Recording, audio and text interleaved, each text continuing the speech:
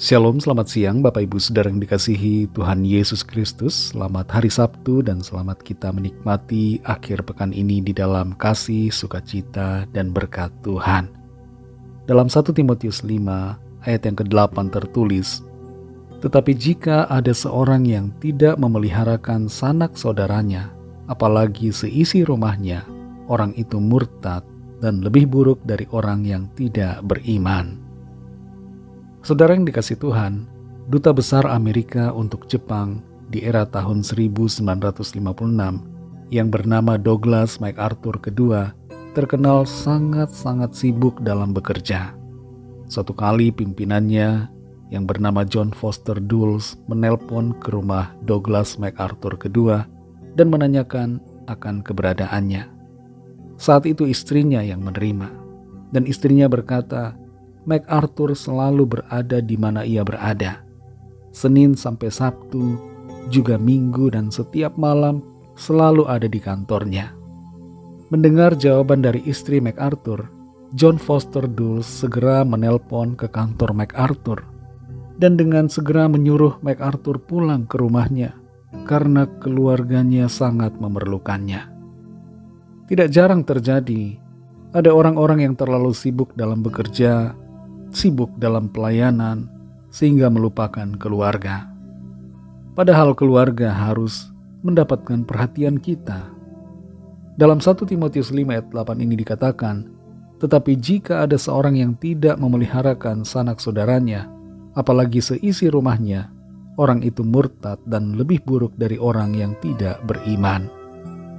Jelas sekali di dalam ayat ini dikatakan tentang pentingnya perhatian kita terhadap keluarga, terhadap orang-orang di rumah kita, di dalam rumah tangga. Iblis ingin sekali menghancurkan keluarga.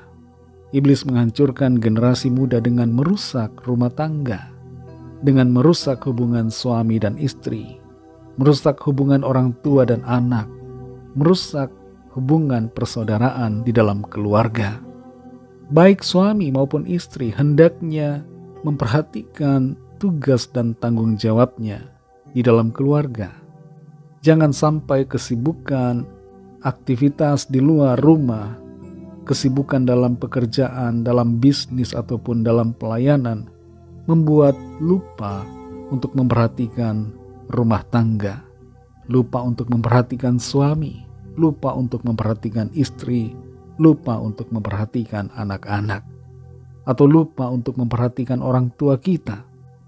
Di dalam ayat ini dikatakan bahwa orang yang tidak memperhatikan, tidak memeliharakan seisi rumahnya, orang itu murtad dan lebih buruk dari orang yang tidak beriman.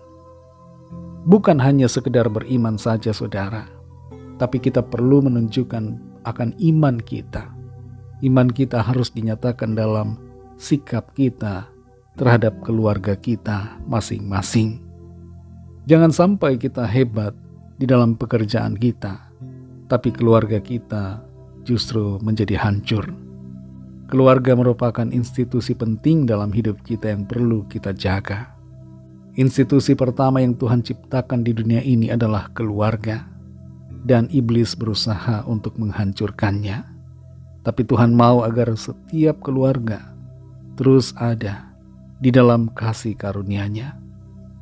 Mari saudara yang dikasih Tuhan, sebagai orang-orang percaya, orang-orang yang beriman kepada Tuhan, jangan lupakan peranan kita terhadap keluarga kita. Berikanlah waktu, berikanlah perhatian terhadap pasangan hidup kita, terhadap keluarga kita, agar senantiasa keluarga, rumah tangga ada dalam keadaan yang baik, penuh dengan sukacita, kebahagiaan di dalam Tuhan, dan agar keluarga kita masing-masing senantiasa dapat memuliakan nama Tuhan dan memancarkan kemuliaan-Nya kepada orang-orang di sekitar kita. Mari kita berdoa. Terima kasih Tuhan Yesus, kami bersyukur untuk firman-Mu yang sudah kami dengar saat ini, mengingatkan kami untuk memperhatikan keluarga kami masing-masing. Bukan hanya sibuk di dalam tugas-tugas pekerjaan kami, atau sibuk dengan aktivitas kami sendiri, sibuk dengan pelayanan dan sebagainya. Tapi kami mengerti kami harus memperhatikan keluarga kami masing-masing. Keluarga yang Tuhan sudah anugerahkan untuk kami. Tolong kami supaya kami tidak melalaikan tugas kami.